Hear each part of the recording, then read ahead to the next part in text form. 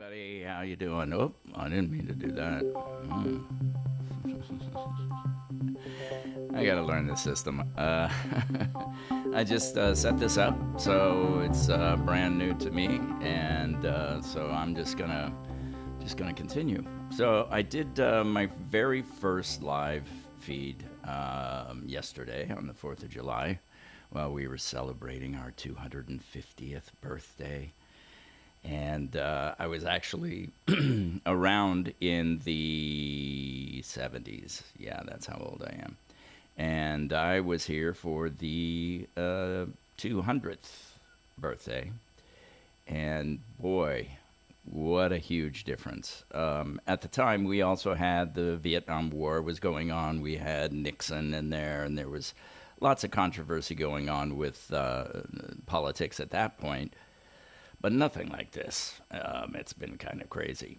One of the things I wanted to do, first of all, I have to let you know that this setup here is pretty elaborate. I'm going to have a hard time. I've got my little podcaster here, so I can, switch back and forth between this camera and this camera, and talk to you over here if I need to.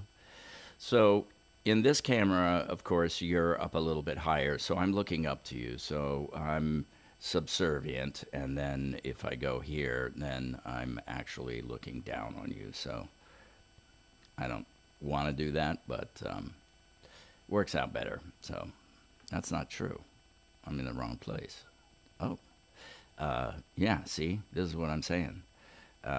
If I go here, then I am looking down at you. And then if I go here, then I'm looking up. There we go. All right, so let me look down because it's a little closer. So this whole live thing is very new to me. I have very few followers. Hey, let's work to get to 1 million. Let's work to get to 1 million followers. But there are a few things that I want to talk about. I was actually just watching a YouTube video, which I've kind of gone down a lot of rabbit holes. But there's a really great show called Jubilee, which you may have heard of. And one of the things that I have a real problem with, and I was talking about this a little bit last night, is I have a really hard time with people pushing back and coming up with quick answers to questions when they're in debates.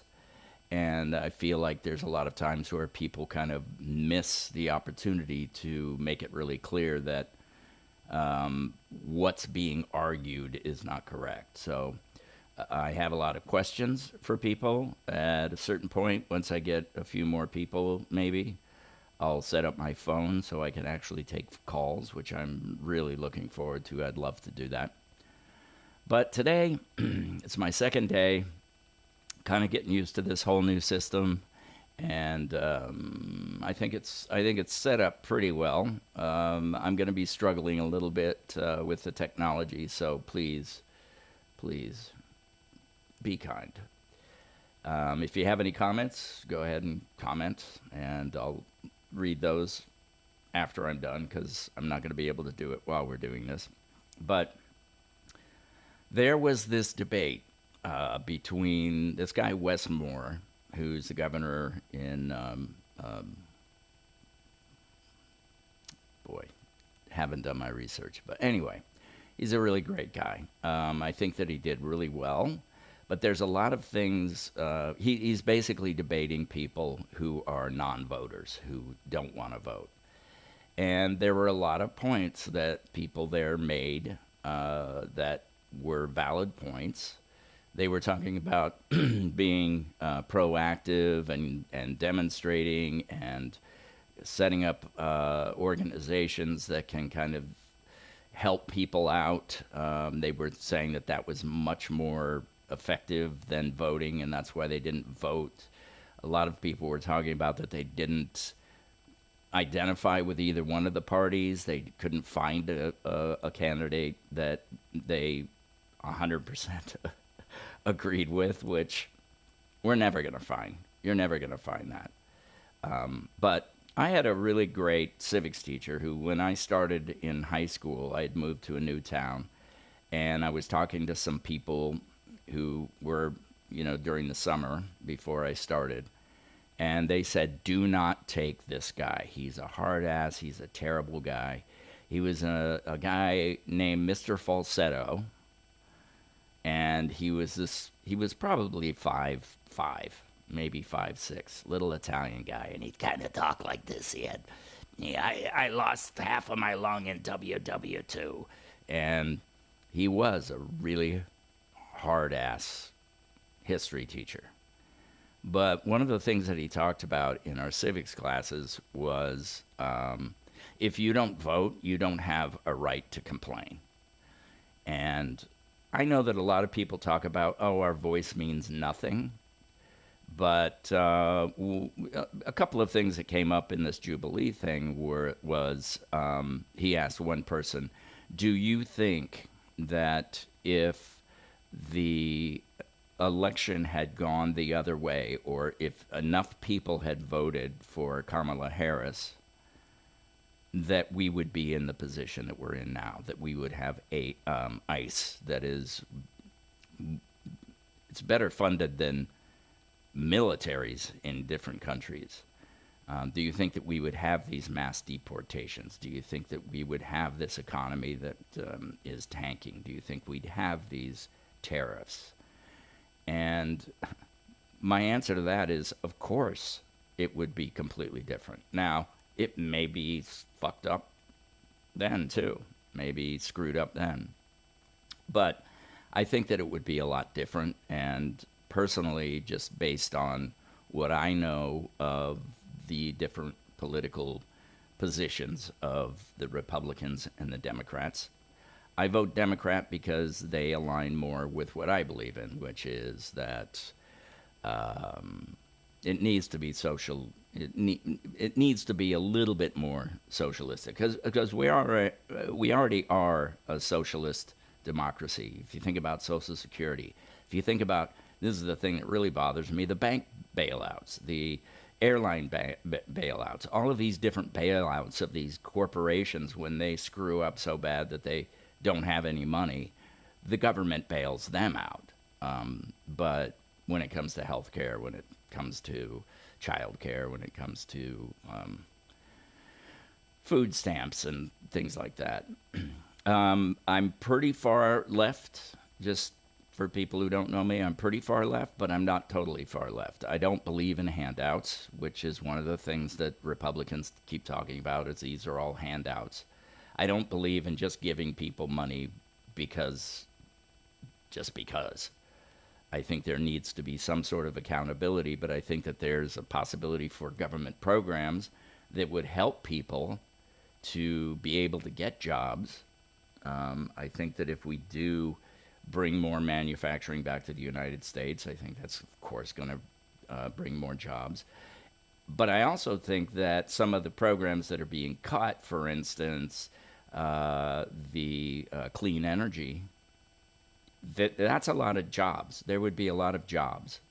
And anyway, I want to get into this debate that he has had, and I'm just going to kind of play it until we get to a point to where I have something to comment on. One of the things that I have a problem with a lot of the YouTube videos that I watch is, right now I've got kind of a long spiel to kind of introduce myself and introduce the show.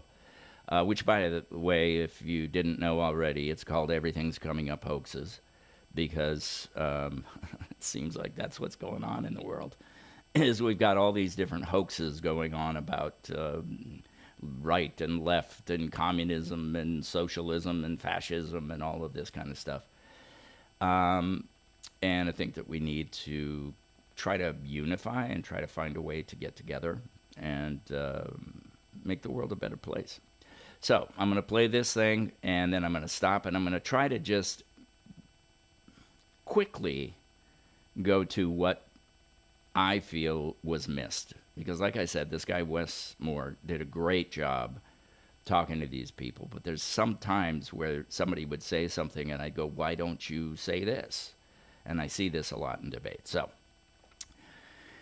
let's keep our fingers crossed that this whole technology thing works and that you will be able to hear this video, and we'll see what happens. Oh, see, there we go. I got a phone call already here, and this is definitely somebody that I don't want to talk to, so I'm going to turn that off, and I'm also going to put myself on Do Not Disturb.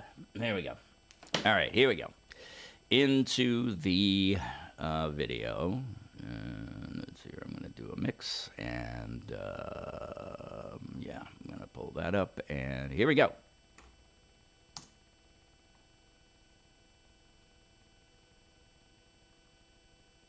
My name is Wes Moore. I'm the governor of Maryland.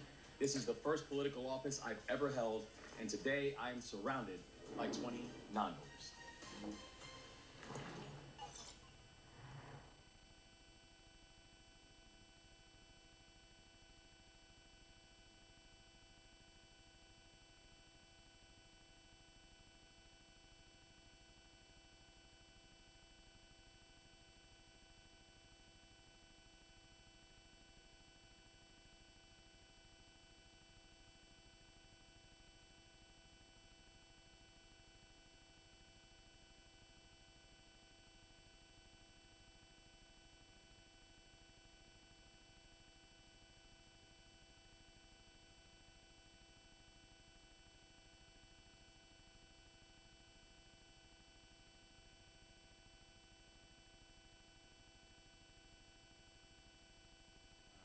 I'm noticing that this is not working.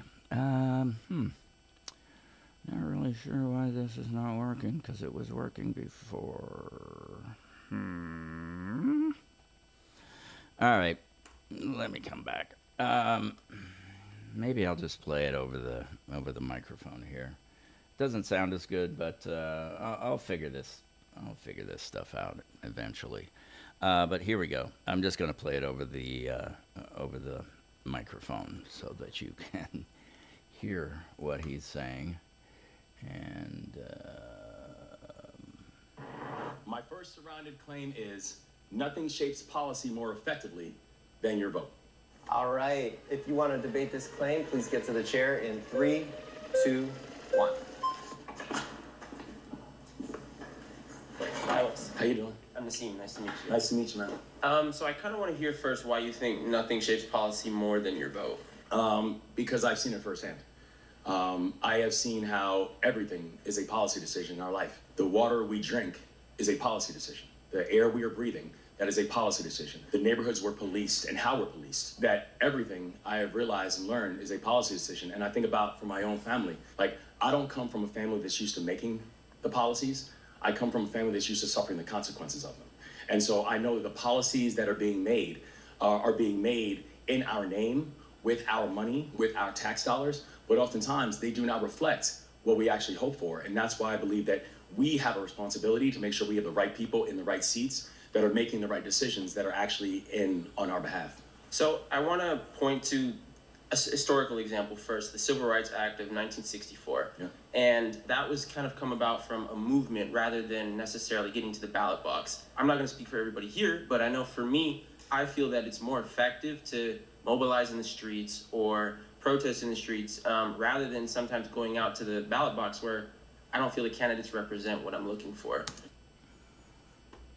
okay, so there's the first one. Yeah, the civil rights movement, protesting in the streets, all of the things that he was talking about are great. The bottom line is doing that didn't change the policy. I mean, it did change the policy, but the way it changed the policy is that it pressured politicians to make policy that was then enacted. So it's not going to get enacted magically because you go out and protest. It's not just going to come out of thin air. It requires people who are representatives to make the policy. And the only way they're going to make policy is if we go out, get active, do podcasts, do whatever it is to kind of get our message across so that our representatives will do that. Now, a lot of the politicians who are making policy, we're seeing they're not representing us. They're not doing what we want to do. But when you look at the number of people who actually vote for the representatives, and the other thing that comes up a little bit later, and maybe I'll try to skip over it, but like I said, I'm a little technologically challenged here. One of the things that people talked about is that there's no representative that I can get behind. Well, there's a lot of Democrat politicians who I don't agree with on everything, but I can look at what policies they do believe in and what their ideology is, and I can make a pretty fair assessment that the Democrats are more aligned with what I believe in, and I trust them to go in the direction that I believe is correct more than these conservatives who are basically saying everybody's on their own, you're in isolation, forget about the government taking care of you. I have a family member who was talking about the number of different, the bureaucracy and the number of different things that are put in place to help with job creation. Well, we're talking about job creation for thousands of jobs and millions of people. So it's going to take some bureaucracy, and if we just leave it to the private sector, it's just going to keep costing more and more and more. Okay, so that was what I was saying. That's what I would say about that. All right, let's get back to the video. So I think there are other ways of participating in shaping policy rather than just voting.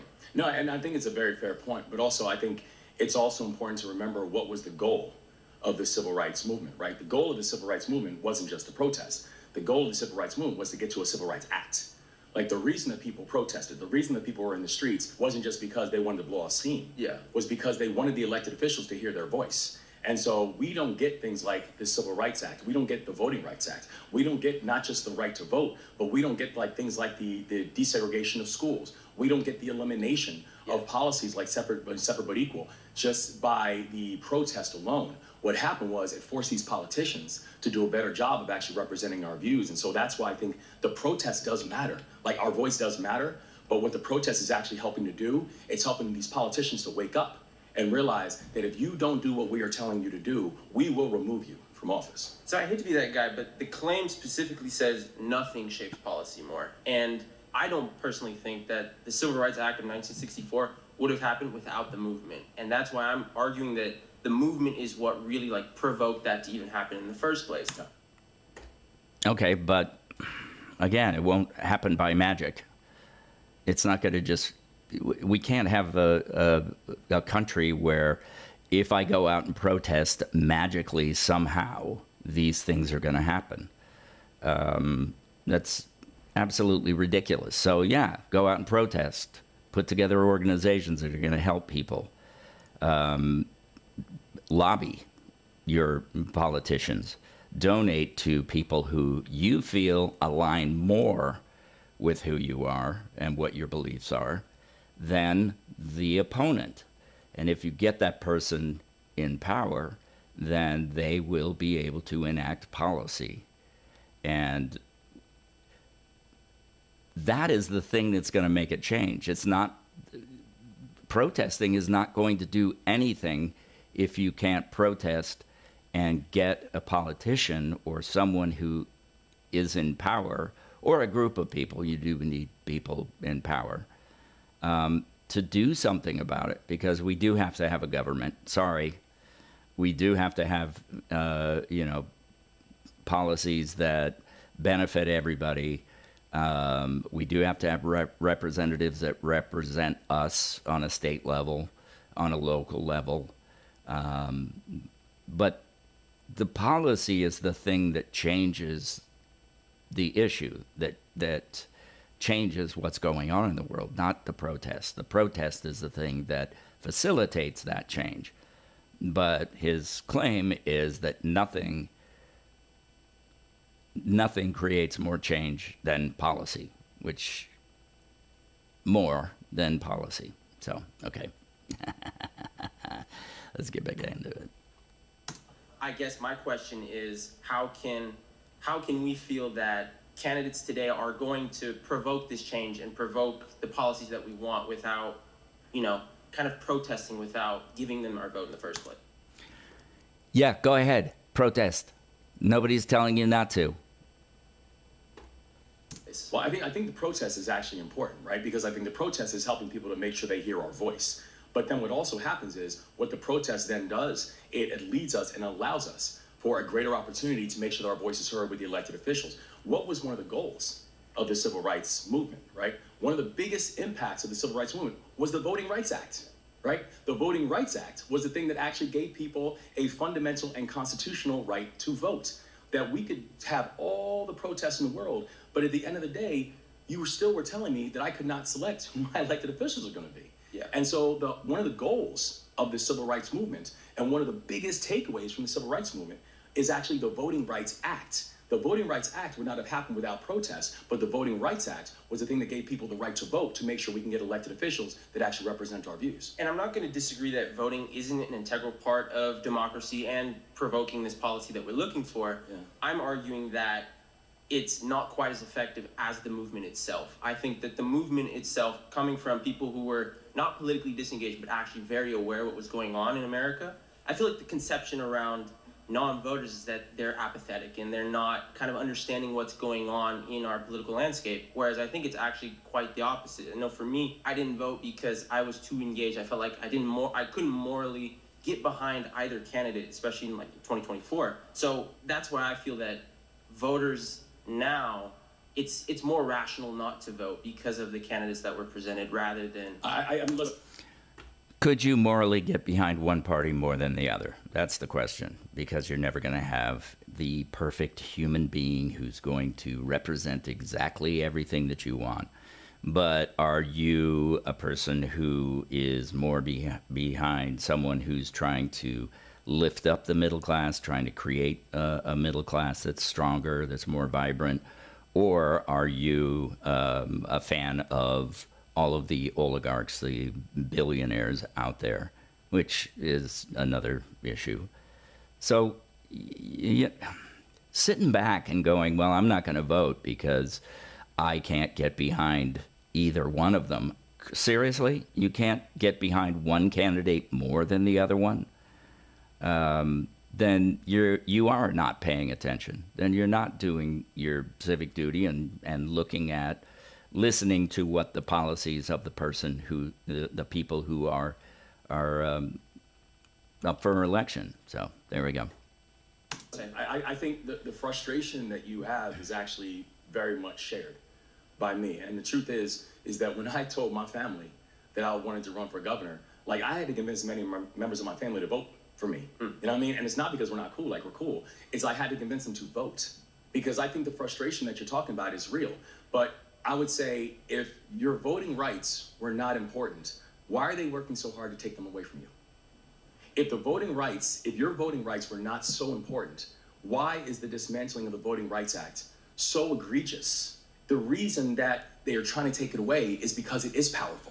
The reason that they're trying to take it away is because they know that is your chance to be able to make sure that if people are not representing your views, we get them out. And that's why I think that the protest is important. But if you look at what the goal of the protest was, one of the biggest takeaways of the civil rights movement, it was actually voting rights. I argue that was a different time. We got to pause there. You've been voted out by the majority. Thank you. No, I appreciate it, man. Thank you. Thank you, brother. Okay, so yeah, he addresses that a lot, but every person who comes up in this thing, and I'm going to end here because I'm done. I've had fun. It's been a little while here. I don't know how long I've been on, but the bottom line is that if more people voted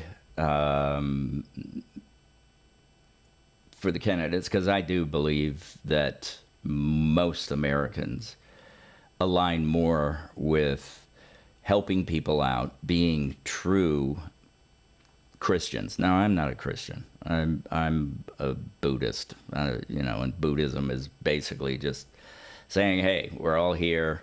We're all a part of the whole. There's one whole, and we've been through this before, and we're just trying to get to a place to where there is harmony. That's my personal belief of Buddhism. There's a lot of people who would disagree with that. So I'm not a Christian, but really, seriously, Christianity, in the Bible, it does talk about you got to take care of other people. And the more you take care of other people, the better things are going to be. And I said this yesterday, that we're only as strong as our weakest people. So if we can make our weakest people at least have food and health care and child care so that they can go out and contribute to the community, and job programs to where they can learn how to do something, and yes, oversight into who is abusing the system, because there is a lot of abuse. There's a lot of people who are just sitting around and not doing anything and collecting unemployment and not trying to make a difference and just kind of skating along. That's fun. That's one thing. I think that job requirements. How are you going to